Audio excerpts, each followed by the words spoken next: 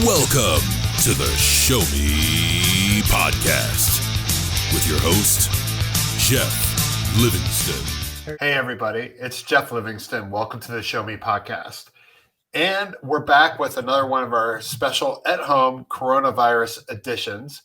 And what I'd like to do this time is to take you on another trip.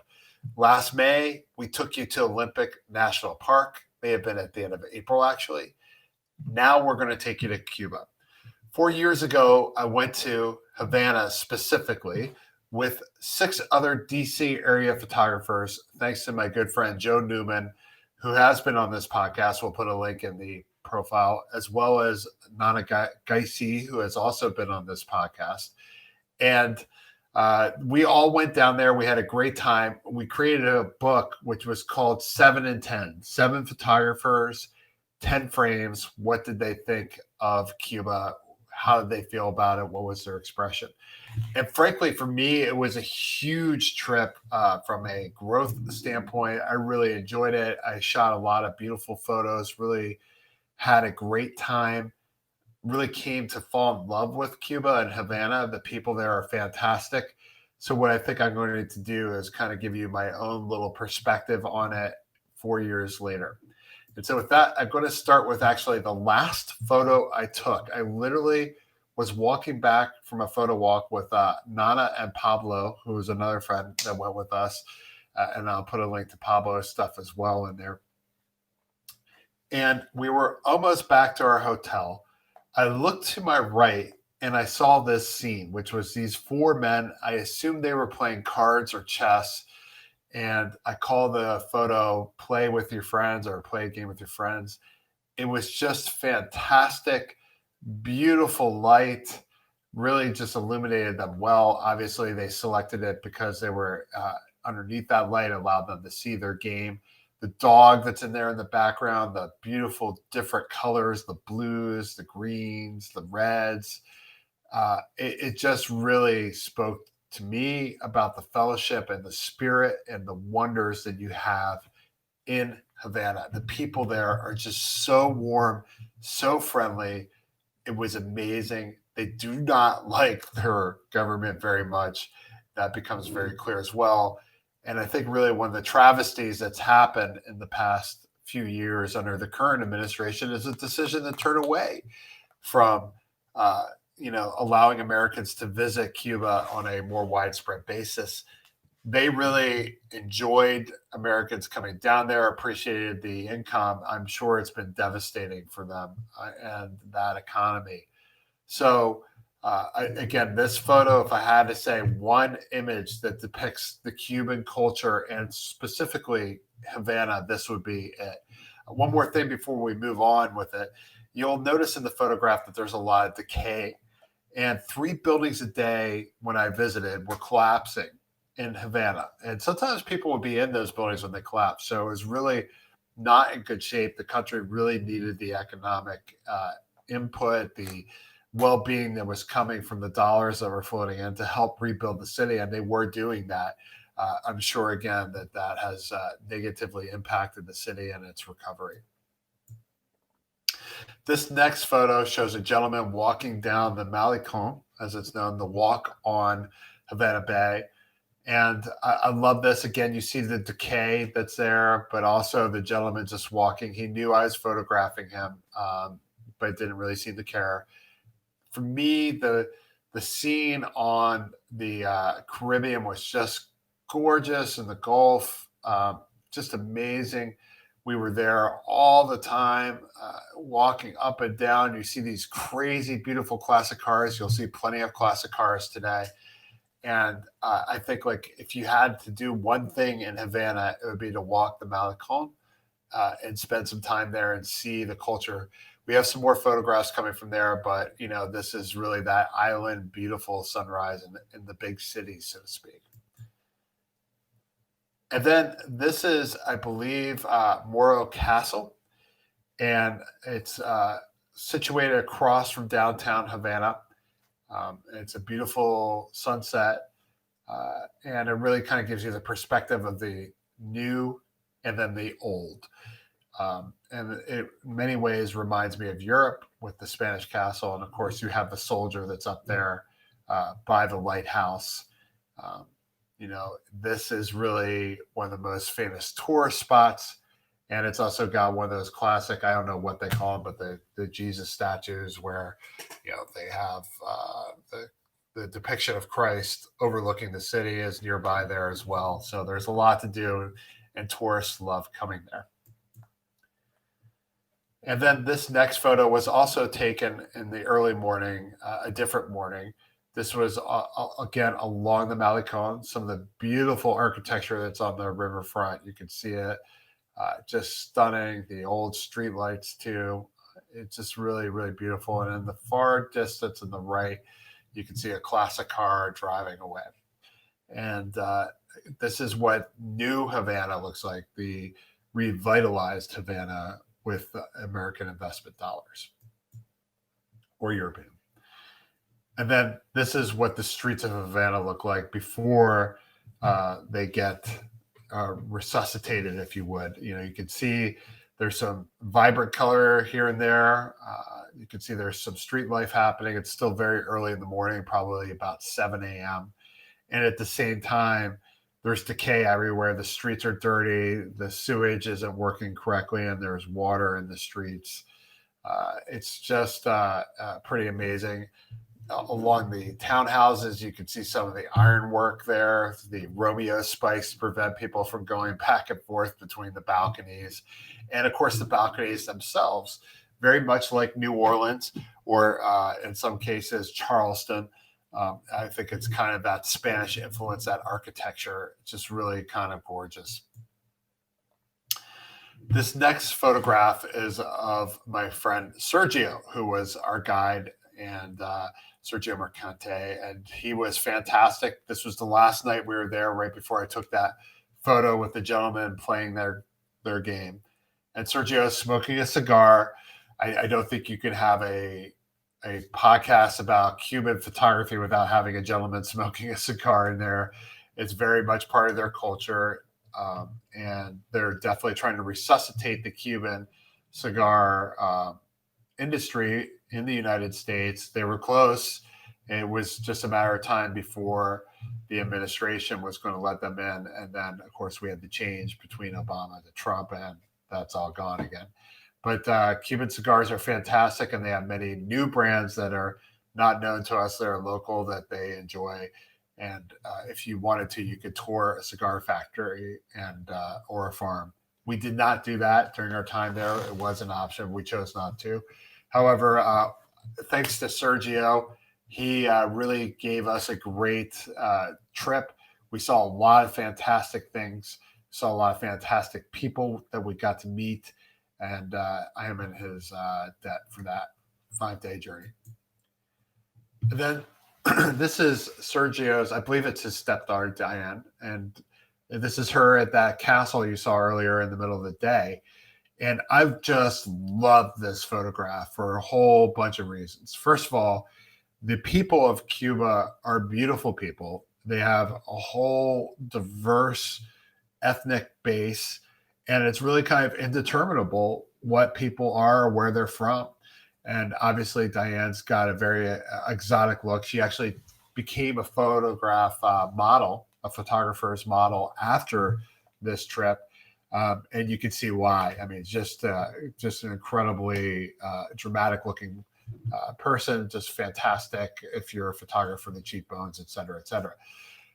In the distance, you can see a soldier walking up, probably checking out what we're doing. And I think that more than anything tells you about what kind of government there is there. Yeah, it's kind of not Fidel Castro, and it's not the Cold War era, and nor is it the peak of that government where they had complete control of their people, but they are there. And there's no question that if you act too much against that government, you will be getting a visit paid to you. And so I think that sometimes we take for granted the American democracy, our freedom, which is definitely in challenge per the last podcast. And but we do not have this kind of police control around us or army control unless you're down, of course, by Black Lives Matter Plaza in Washington, D.C. This is a boxer. One of the things that we did do is we did visit a local gym. This guy was in training. He had just finished up. He actually posed for this portrait. I chose to go with a monochrome with this. I just thought he looked much more ferocious in black and white. The chairs behind him, I believe, were blue and his gloves were red. But, it just really kind of makes you lock right into his eyes, the ferocity that's there. And these guys are known for their boxing in Cuba. I mean, they are known to be fantastic boxers, great fighters. And they're hoping to go to the Olympics. That's their big thing, So I hope this guy made it. Next photo is of an Argentine tourist at Morro Castle. Again, really incredible place, really beautiful bouquet in the back. And here's this young woman who is just, smoking a butt, chilling and seeing the castle. And there are a lot of beautiful people in Havana. It's one of those remarkable cities. I think Italy, Rome is another one that reminded me of that, where everywhere you go, there's just stunning, amazing people dressed to the nines in Rome. Here, it's just this Argentine person from Buenos Aires that's visiting. So thank you for letting me take your photograph. Normally, I would not thank you for smoking, but I think the cigarette added a bit to the photo as well. And then this is one of the models that we photographed. We did a model shoot with some classic cars while we were down there.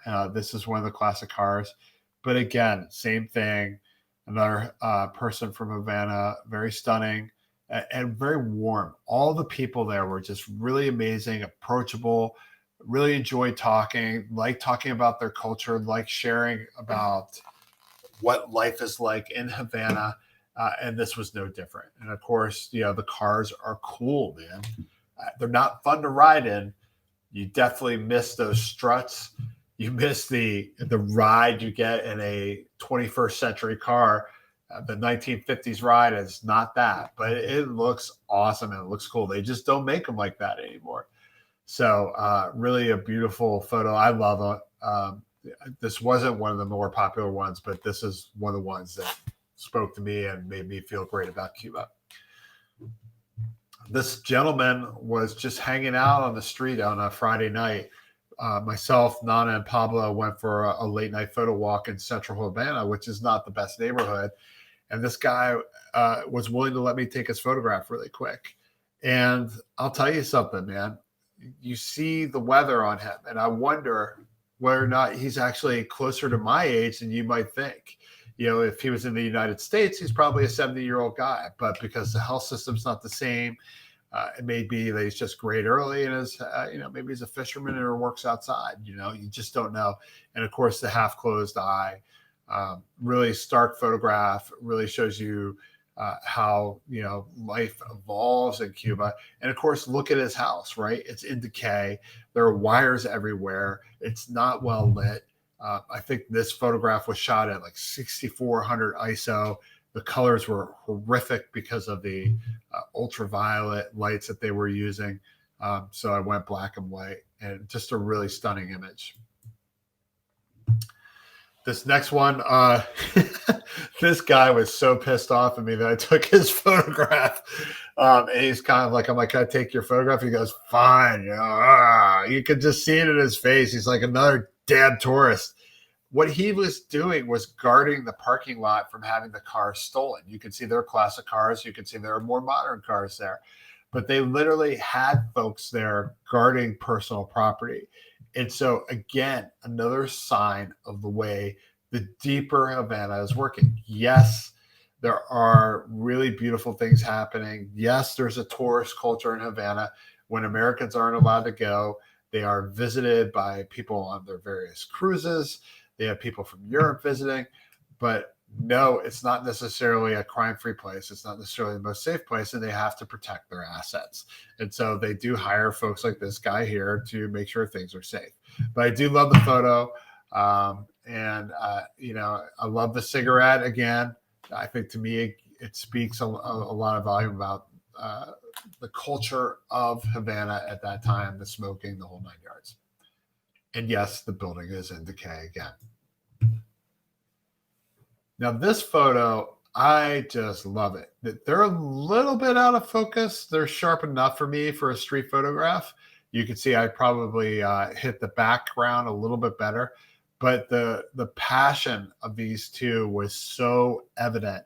And one of the things about Havana is it is a place for lovers. There is no question about it. People fall in love in Havana and they stay in love in Havana, it seems like. And these two were on the Malecon early morning, and maybe it was the end of a long night. They were making out. They were talking sweet nothings to each other. And the romance of the early morning hour is evident in that golden light. This next photo shows some dancers that we met. These two, I don't think they were together, but they definitely were able to act well. There was a lot of passion. Again, the diversity that's evident in the people of Havana, and the ability to get along, which something we don't seem to have. They were great. They were fun to photograph. Really a beautiful scene. And again, thank you, Sergio, for taking us to these folks. They talked to us a lot about what dance culture is like. And it's pretty cool, no matter where you are, humans love certain things. They love cars. They love good food. They love good spirits or smokes. They like dancing and art and sports. It's very relatable. And then here's another couple. I think this is a sunset, again on the Malecon.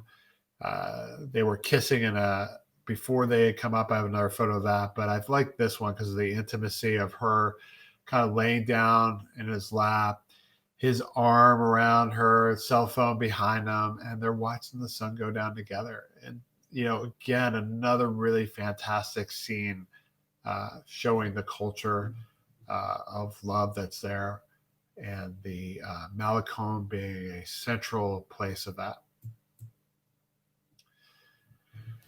This next photo kind of shows you how bombed out Central Havana is. We were walking down the street and there's this guy just rolling a beat up, broken old sofa right down the road. And the street is just basically destroyed. You can see on the left side, it's dug up. It's dug up because they're actually putting fiber optic cable in. Think about that. We had fiber optics put in the United States in the 90s, and here we are 20, 25 years later, they're getting their fiber optics finally in their biggest city. But yeah, it's destroyed.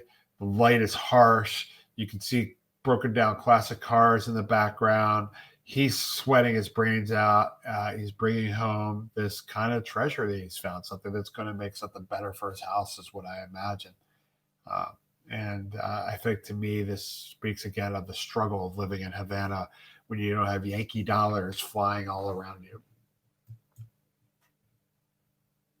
Yeah, let's see what we got next. Sorry, I look at the photos as I talk to them. So it kind of helps you and helps me tell the story a little bit better. So this photo, I believe I called it 3 a day.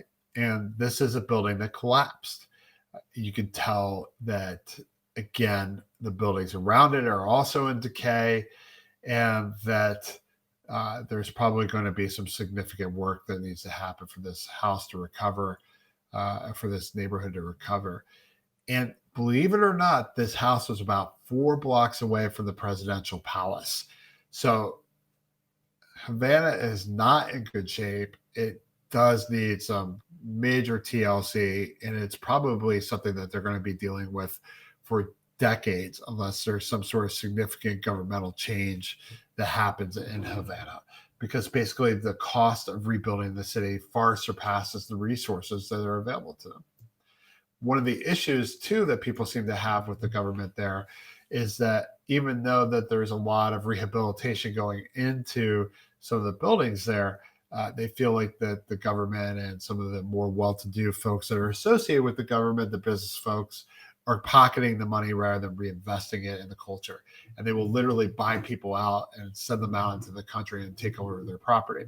This is one such property, this yellow, I guess, townhouse, or what I would call Malecon front territory. It's really facing the Malecon. It hasn't been rehabilitated yet.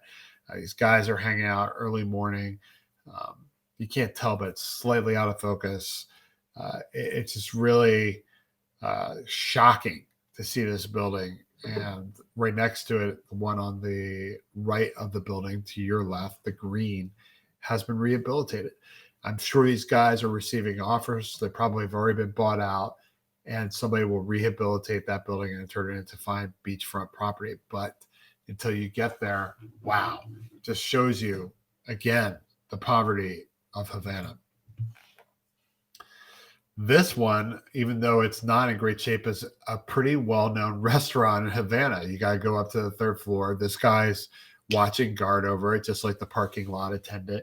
And again, you see that the decor is broken. If you were to walk in the back of the building like we did, you would see all sorts of decay. You can see the building itself is not in great shape. But nevertheless, you can have a good meal upstairs. And it was really kind of a really stark scene, and really kind of showed the dichotomy, the almost binary state of Cuban culture in Havana.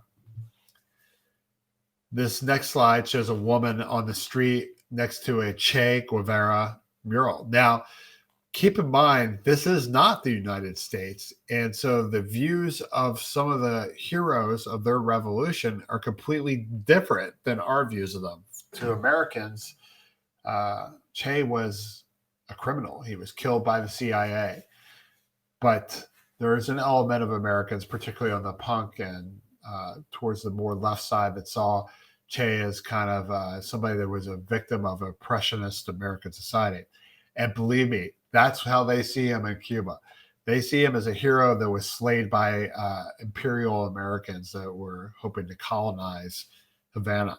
And so you'll see him all over the island. He's been kind of turned into an icon of the communist government there, of liberated, quote unquote, liberated Cuba, Che Guevara. And I think she also shows you some of the Cuban people, right? There are a lot of folks in Cuba of all ages, and they live in the streets, they walk in the streets. It's really a beautiful place, and it's just amazing.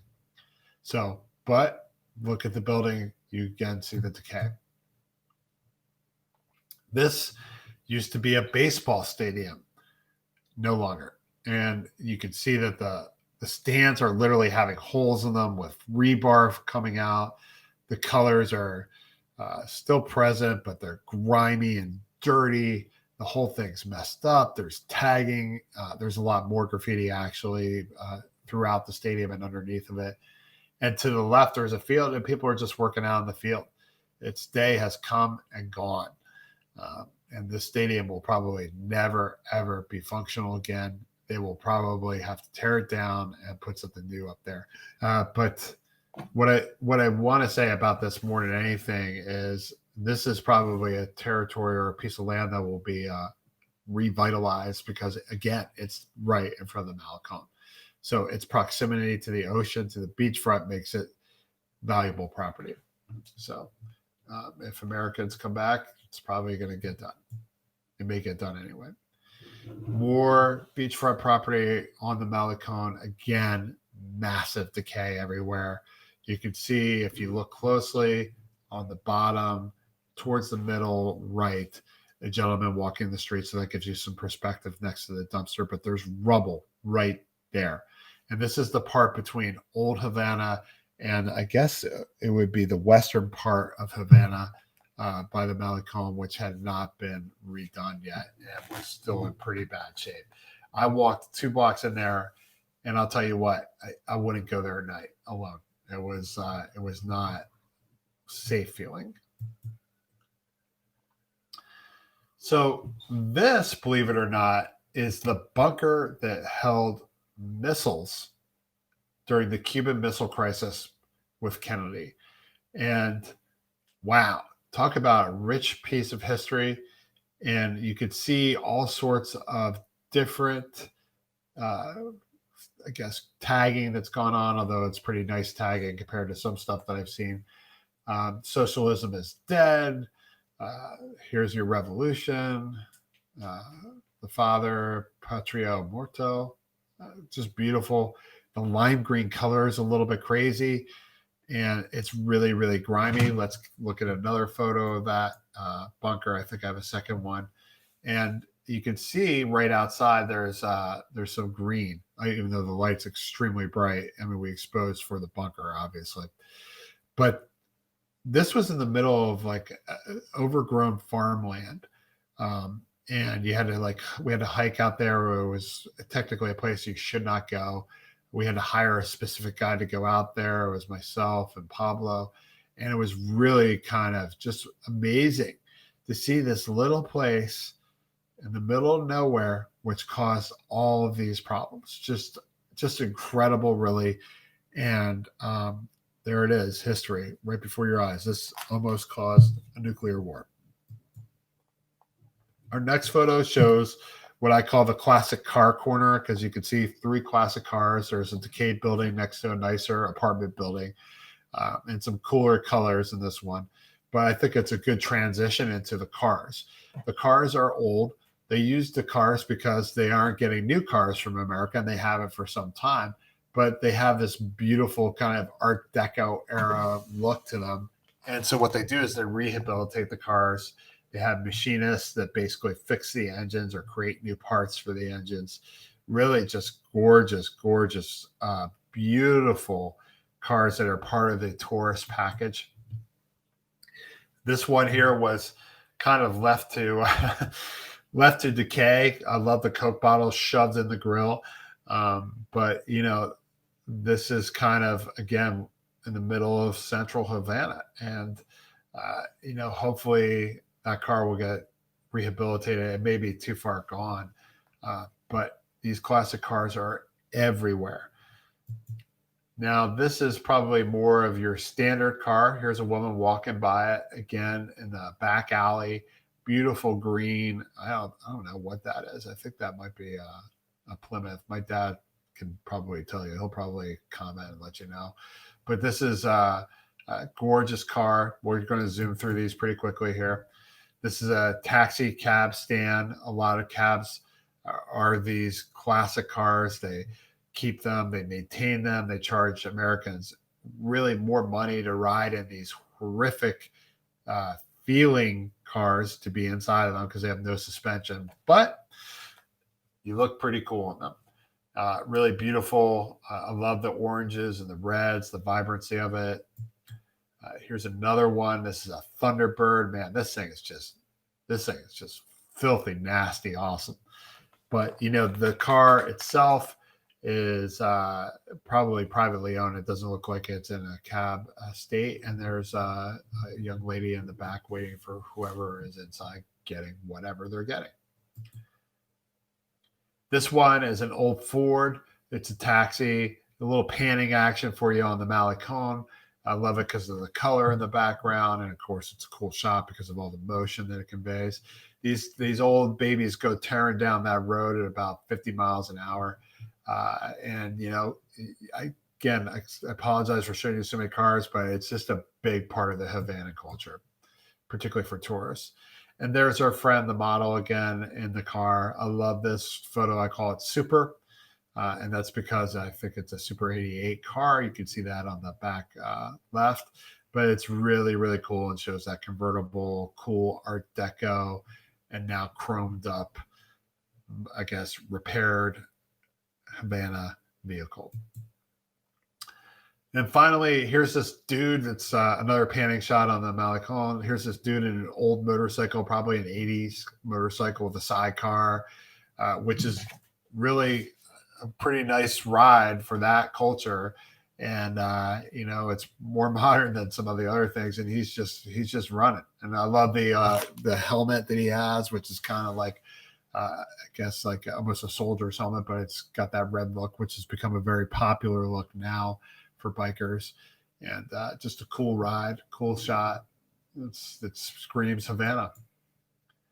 So we're moving towards the end. This is the avenue right in front of the presidential palace. You can see it's all done up. Lots of beautiful Caribbean pastels. You could easily see this being in Miami, sans the dirt on the road. And the reality is there was a lot of sisterhood between Havana and Miami, and that's why there are a lot of similarities between the two. And so really just very beautiful, gorgeous morning. And the far left, you can see a lit up building. That's the Opera House. This is the epicenter of tourism for Cuba. And this is one of the restaurants on the west side. Again, it's an old castle / fort that's been converted into restaurants. There are so many great restaurants in Havana. Again, if it ever opens up, definitely go. You'll love it. It's fantastic. The food is amazing, and it's just a really beautiful scene. These folks, technically you're not allowed to trespass when it's not open, but they did let me walk about and take a few photos. This is one of the more cool places in Havana, and I love it. We're moving towards the end here. I love it because of the Viva Cuba, long live Cuba, and then the somewhat decayed building with the women that are on the balcony hanging their dried laundry out there. This is, I forget what the name of it was, like the tiled palace, but basically it was this plot of land, maybe about an acre and a half, where the entire structure was rebuilt with glorious, beautiful tiles. Really just an amazing place to see. I have so many photos of that place. I should probably post more of them. And by the way, some of the photos you saw today were unpublished that I did not publish during my 2006. I just got back from Cuba binge, so I will be posting those on Flickr, and I promise to make at least one of my photos of the week, which you could sign up for on jefflivingston.com. I give a photo away every week for people to download and use to their delight. And our final photo is a sunrise. I believe this was my last morning in Havana. You can see on the right side, there's the Malecon and a few cars there. And then, of course, the sea. And in the distance, there's Morro Castle. And I think that's just a beautiful, nice photograph, which you could probably see anywhere on any sea. And, the only thing that makes it distinguishable as Havana is the Malecon on the right. But, that's Havana. It starts there, it ends there. And so with that, thank you so much for joining me on this Show Me podcast. I hope you enjoyed a trip to Havana. I hope this show gave you a half hour of at least some sort of vacation spirit. And I also want to thank Heartcast Media for producing the show. Really appreciate it. Thank you. See you soon.